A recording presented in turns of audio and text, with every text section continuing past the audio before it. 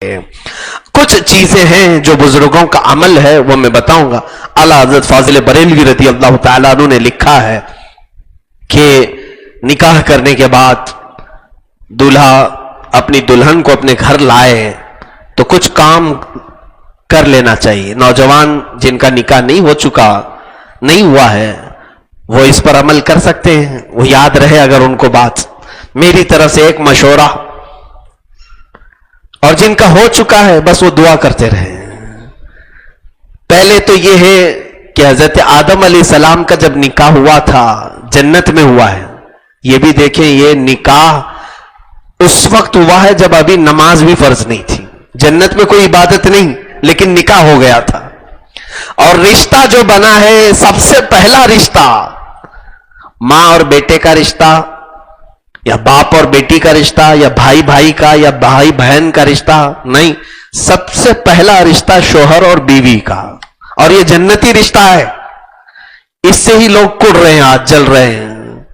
جو شادی کیے وہ عجب عجب قسم کے میسج کرتے ہیں, تھک گئے. تم شادی سے ہی نہیں کیے ہو. یہ جنتی رشتہ ہے, اس سے اوبنا نہیں چاہیے, تھکنا نہیں چاہیے.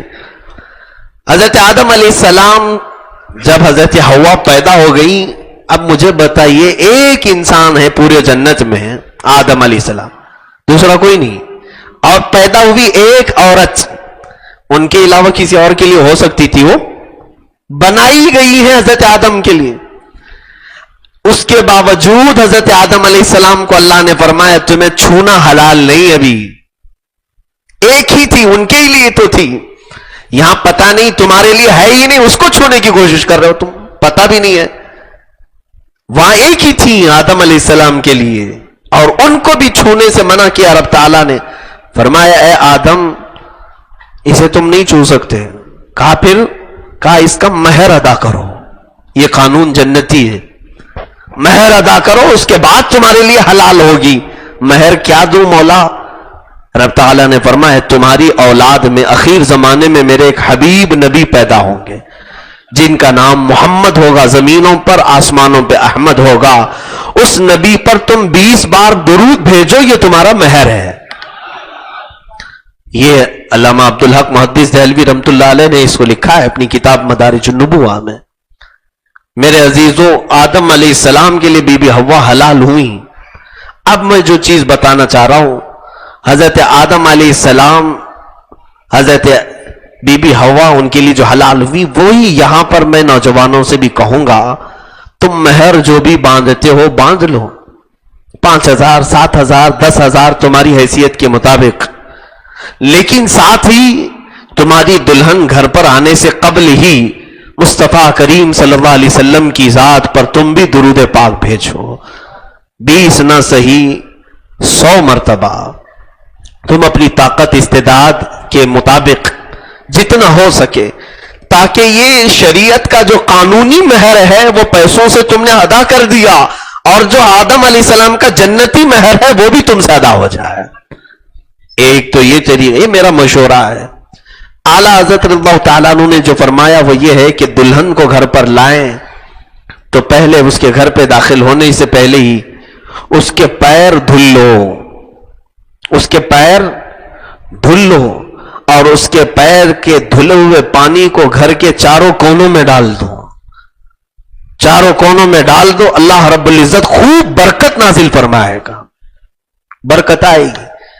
اور دلہن جب گھر پر آ جائے تو پھر فرمایا کہ رات کو جب تم تنہائی میں ہو جاؤ گے, حجلے عروسی میں تم آئے, آج پہلی رات ہے ملاقات کی, تو دلہن اور دولہا جب اکیلے ہو جائیں, تنہائی ہو جائے, خلوت صحیحہ ہو جائے, تو سب سے پہلے وہ اپنے غلط طریقوں سے ملاقات نہ کریں. ہائے ہیلو نہیں, سلامتی کے ذریعے سے ایک دوسرے کو سلام کریں. اور یہ سلام تمہارا اللہ نے اگر قبول کر لیا تو ہمیشہ دونوں سلامت رہو گے. دعا ہے نا السلام علیکم ورحمت اللہ وبرکاتہ. اللہ تم پر سلامتی نازل کرے اور اللہ کی رحمتیں اور برکتیں ہو تم پر.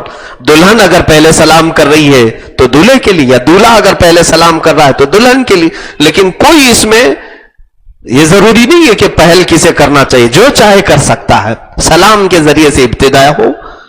اس کے بعد ابھی وہ اپنی دیگر گفتگو شروع کرنے سے پہلے، اپنے دیگر معاملات کرنے سے پہلے سب سے پہلا کام وہ یہ کرے کہ دلہن کا دوپٹہ لے لے، اس کو مصلی بنائے، جانماز بنائے، اور مرد باوضو اور دلہن کے پاس جائے جب وہ پہلی رات میں جا رہا ہو، اور اسی دوپٹے کو مصلی بنا کر اس پر 2 رکعت نفل ادا کرے، اور اس کے پیچھے اس کی دلہن اسی دوپٹے پر 2 رکعت نماز ادا کرے، اور پھر اس کی پیشانی پر اپنا ہاتھ رکھ کر کے دولہا صرف یہ دعا کرے، اللہم انی اسألک من خیرہا و خیر ما جبلتہا علیہ، یعنی اے اللہ میں تجھ سے صرف اس کی خیر کا سوال کرتا ہوں، اور جس پر یہ جن اچھائیوں پر تو نے اس کو پیدا کیا محض مجھے صرف وہی اچھائیاں دکھا، اور میں اس کے شر سے پناہ مانگتا ہوں، اور جو بری چیزیں اس کے اندر ہیں ان تمام چیزوں سے مجھے بچائے رکھ.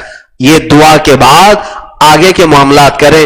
اعلیٰ حضرت رضی اللہ تعالیٰ نے لکھا ہے مولا تعالیٰ موت تک ان دونوں کو سلامت رکھے گا، ان کو نیک و صالح جوڑوں میں شمار کیا جائے گا، ان کو صالحین میں شمار کیا جائے گا. یہ زندگی گزارنے کے اور طور طریقے شروعات کی یہ تمام چیزیں ہیں. سوال تو یہ کوئی نہیں کرتا ہے نوجوان آ کر کے، پہلے یہ پوچھتا ہے شیروانی کیسے سلاؤں، مفتی صاحب اچھا مشورہ دے دیں، آپ جوتے کیسے سلواؤں، امامہ کیسے بندواؤں، مجھے اسی کام کے لیے رکھا ہے. میرے عزیزوں، زندگی کی پہلی رات ہو، ایک نئی زندگی گزارنے جا رہے ہو، تو یہ بھی تو سوال کریں کہ میرے آقا صلی اللہ علیہ وسلم کی سنتیں کیا ہیں، اسلامی طور طریقہ کیا ہے. اسی اعتبار سے اپنی زندگیوں کو شروع کرو. تو یہ جو شقاق ہے، یہ جھگڑے ہیں، ان تمام چیزوں کی نوبت ہی نہ آئے.